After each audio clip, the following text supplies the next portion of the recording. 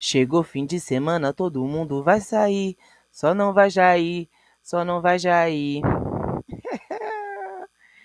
Ai, 27 anos, hein? 27 anos. Bora ver aqui o que a BBC falou sobre a trajetória do ex-presidente e futuro presidiário. Completar 9 anos quando os militares deram um golpe e assumiram o poder em 1964. Ele cresceu durante a ditadura, decidiu sair da sua cidade no interior para entrar para o exército e depois sair das Forças Armadas para entrar na política. Agora ele foi condenado por usar seu poder político e sua influência entre os militares para tentar dar um novo golpe de Estado. Eu sou Camila Veras Mota, da BBC News Brasil, e conto em 4 partes a trajetória de Bolsonaro, do Exército à condenação pelo Supremo.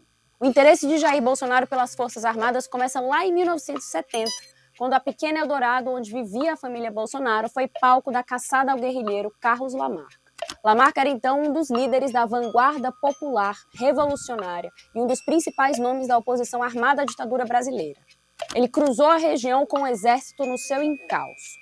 Bolsonaro, então com 15 anos, acompanhou de perto a perseguição ao guerrilheiro, que envolveu um tiroteio na praça principal de Eldorado, em que Lamarca baleou 2 policiais. No período... Desculpa, eu não estava ouvindo. Bolsonaro, então com 15 anos, acompanhou de perto a perseguição ao guerrilheiro, que envolveu um tiroteio na praça principal de Eldorado, em que Lamarca baleou 2 policiais. No período em que os soldados estiveram de tocaia na cidade, um deles chegou a dar um panfleto sobre alistamento militar a Bolsonaro, que desde então passou a repetir que sonhava em entrar para o Exército, como contou em entrevista à BBC News Brasil em 2019 João Evangelista, seu colega de colégio e parceiro de pescarias. Depois de uma passagem rápida pela Escola Preparatória de Cadetes do Exército em Campinas, Bolsonaro prestou concurso e foi aprovado para a Academia Militar das Agulhas Negras, a AMAN. Quando você estiver pensando assim, que você não é capaz e tiver aquele edital que tá difícil, você fala, pô, eu não consigo passar nesse concurso. Pensa que o Bolsonaro passou no concurso e o Moro também virou juiz por meio de um concurso, então pô, você também consegue. E se mudou para o Rio. Essa é a instituição que forma oficiais combatentes do Exército. Quando o ex-presidente passou por lá entre 1974 e 77, o Brasil vivia sob uma ditadura militar que tinha como pano de fundo a Guerra Fria, marcada pela competição entre 2 ideologias, o capitalismo e o comunismo. Hoje, a democracia sofre uma nova ameaça. Essa dinâmica marcou profundamente a visão de mundo e a retórica das Forças Armadas, que com frequência faziam alusão a uma suposta ameaça comunista, uma ideia que passou a ser reproduzida nas falas de Bolsonaro durante toda a sua trajetória. Chegará, concluindo, senhor presidente, o momento onde um novo 31 de março ou uma nova Operação Condor não serão suficientes para impedir o Brasil e a América Latina de serem lançados no braço do comunismo. Tem um podcast que a Juliana Dalpiva ela fez chamado Negócio do Jair. Deixa eu ver se é da UOL. Isso. Então, a vida secreta de Jair, na verdade, não é Negócio de Jair. É a vida secreta de Jair, e aí um dos episódios é o Negócio do Jair. Só não vai Jair. E mostra realmente essa infância dele em Eldorado, e aí a gente consegue entender um pouco sobre essa fixação dele com o Nióbio. Então, de março, ou uma nova Operação Condor não serão suficientes para impedir o Brasil e a América Latina de serem lançados no braço do comunismo. Alguns dos professores do ex-presidente na AMAN, aliás, foram oficiais que combateram a guerrilha do Araguaia, um movimento armado de resistência à ditadura e que pretendia implantar um regime socialista no país, fundado por membros do Partido Comunista do Brasil, PCdoB, como conta o livro O Cadete e o Capitão. A nossa liberdade e a nossa democracia devemos, em especial, aos militares que evitaram que o Brasil fosse comunizado em 1964. E por falar em capitão, foi em 1983, aos 28 anos, que Bolsonaro foi promovido à maior patente a que ascendeu em 15 anos no Exército. Ele seria transferido para a reserva 5 anos depois disso. Essa virada, de certa forma, começou em 1986, quando ele assinou um artigo na revista Veja em que se queixava da baixa remuneração nas carreiras militares. Por causa desse artigo, Bolsonaro acabou sendo detido por 15 dias em um quartel por transgressão disciplinar e hierárquica. Cerca de um ano depois, ele se viu envolvido em outra polêmica, novamente em torno de um material publicado na revista Veja. Desta vez, uma reportagem que revelava um suposto plano dele que envolveria ataques à bomba a diversos quartéis no Rio. A ideia seria pressionar o governo a aprovar um reajuste mais alto para os salários dos militares. O caso foi parar no Superior Tribunal Militar, que acabou absolvendo Bolsonaro por um placar de 9-4. As polêmicas deram projeção ao nome do então capitão, e em 1988 ele decidiu se candidatar ao cargo de vereador do Rio de Janeiro pelo Partido Democrata Cristão, dando início à carreira na política. Olha só, tá escrito aqui no folhetinho, no santinho dele, a crise é de homens. O cara sempre teve uma fixação, é incrível. Nossa, essa fase anal do Bolsonaro não passa. Vereador do Rio de Janeiro pelo Partido Democrata Cristão, dando início à carreira na política. Mas a passagem de Bolsonaro pelo Legislativo carioca foi curta. Ele já se elegeu deputado federal em 1990, antes de terminar o mandato, repetindo o discurso de defesa dos interesses de militares. Depois disso, foram quase 30 anos como deputado, 7 mandatos consecutivos. Ao longo desse tempo, ele envelheceu como leite, né? Passou por pelo menos 6 partidos. Foi do PDC para o PTB, depois para o PFL, PP, PSC e para o PSL, a sigla pela qual se elegeu presidente. E ainda tentou abrir um partido lá e desistiu, né? Muita papelada, muita burocracia. Do seu jeito é mais fácil, né? Durante esse período, Bolsonaro ficou conhecido como um deputado do, entre aspas, baixo clero, que não exerceu o papel de liderança nos partidos políticos a que pertenceu, nunca assumiu cargos no governo federal e nem posições de destaque na Câmara. Mas com o tempo ele foi se tornando conhecido pelos reiterados elogios ao período da ditadura e por declarações polêmicas sobre a comunidade LGBT, por exemplo. Olhe para o seu amor como o pastor Marcos Feliciano olha para o Bolsonaro. Mas você tenta educar teu filho para não cheirar, para não ser vagabundo, para estudar, para não ser gay. Bolsonaro ficou mais popular especialmente a partir dos anos 2010, quando passou a aparecer na televisão com frequência, repetindo as controvérsias em programas de variedades e humorísticos. Também começou a produzir conteúdo online e a viralizar na internet. E o uso das redes sociais é apontado como um elemento importante para a eleição de Bolsonaro à presidência em 2018.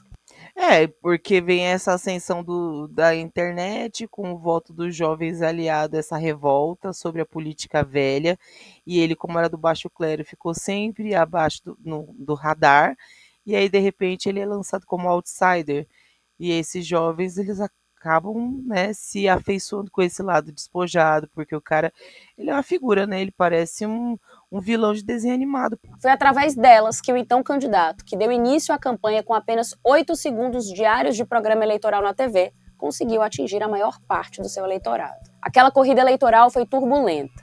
Luiz Inácio Lula da Silva, que era o favorito nas pesquisas de intenção de voto, foi preso em abril. Seu substituto na chapa, o ex-prefeito de São Paulo, Fernando Haddad, só foi formalmente indicado em setembro, a poucas semanas do primeiro turno. No mesmo mês, Bolsonaro sofreu um atentado e levou uma facada enquanto participava de um ato de campanha em Juiz de Fora. Capitalizando o crescente antipetismo entre o eleitorado e o avanço do conservadorismo, ele foi eleito no segundo turno, com 55,13% dos votos válidos, cerca de 57,8 milhões de eleitores. Bolsonaro governou por 4 anos em um cenário de intensa polarização. Nossa, André Surak aqui, olha essa fase da Michelle. E hoje a gente vê uma Damares jovem, né? O cabelo, o estilo das roupas, tudo. Tá se formando aí uma nova líder. De um lado, contava com o apoio de uma base fiel, que transformou o bolsonarismo em um movimento político. De outro, colecionava críticos e uma rejeição crescente. Enquanto presidente, ele enfrentou uma crise diplomática por conta da sua política ambiental e foi criticado durante a pandemia de Covid-19 por menosprezar as medidas recomendadas para conter a disseminação do vírus e, posteriormente, por desencorajar os brasileiros a se vacinarem. Bolsonaro também protagonizou embates com o ministro do Supremo Tribunal Federal, Alexandre de Moraes, especialmente depois que Moraes se tornou relator em 2019 do inquérito das fake news. Aberta por iniciativa do próprio Supremo pelo ministro Dias Toffoli, a investigação mirava a veiculação de notícias falsas contra o STF. A partir daí, a relação entre os dois passou por um tensionamento crescente. Moraes tomou decisões que contrariaram Bolsonaro, gerando uma insatisfação que o então presidente com frequência expressava publicamente pelas redes sociais ou em manifestações com seus apoiadores. Seu governo também contou com uma série de medidas comemoradas pela base bolsonarista, entre elas a flexibilização das regras para compra e porte de armas e a implementação de escolas cívico-militares no ensino médio e básico. Ao fim de 4 anos, no entanto, a rejeição acabou se sobrepondo à simpatia dos eleitores. Nossa, essa barriga. Eu sei que ele tá com o colete à prova de balas por cima, mas quem já viu a barriga nua de Bolsonaro sabe o que estou pensando agora.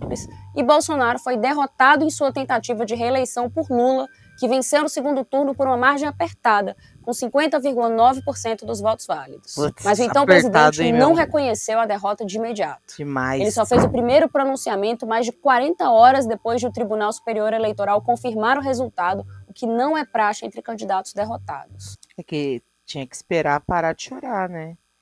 Imagina, se ele tá soluçando a cada 3 segundos, imagina, se digerir um camarão já faz ele ficar ruim, imagina perder uma eleição. Seus apoiadores bloquearam rodovias pelo país e depois seguiram para a porta. Seus apoiadores ou os empregados dos apoiadores, né? Porque muitas empresas que tinham caminhões mandavam seus funcionários ficarem lá à paisana, né? Tipo, estaciona aí e paralisa. Mas o cara que ele tem o seu próprio caminhão, que ele faz o seu corre, que é, sei lá, um pequeno empresário, isso daí paralisou não. De quartéis para pedir por uma intervenção militar que se sobrepusesse ao resultado das urnas e reconduzisse o presidente derrotado ao poder. Um dos maiores acampamentos organizados nesse período foi em Brasília, de onde, em 8 de janeiro de 2023, uma semana após a posse de Lula, partiu uma multidão que invadiu as sedes do Legislativo, do Executivo e do Judiciário. I'm too sexy for this world, forever I'm your girl, fit you diamonds and pearls, ooh baby. Depois de deixar um rastro de destruição na Praça dos Três Poderes, a tentativa de golpe foi contida pela polícia. Sem cargo eletivo pela primeira vez em mais de 30 anos, Bolsonaro passou a ser investigado em diversas frentes. Uma delas levou à sua inelegibilidade em 2023, quando o TSE se debruçou sobre o episódio de 2022 durante a campanha eleitoral, em que o então presidente reuniu dezenas de diplomatas estrangeiros no Palácio da Alvorada e fez uma apresentação de... Memorável. É disso que eu tô falando. Se ele é o vilão dessa série chamada Brasil, um dos vilões, né? Essa seria a hora que ele faria a reunião final antes de fazer a última vigarice. Essa vai ser a minha maior vigarice.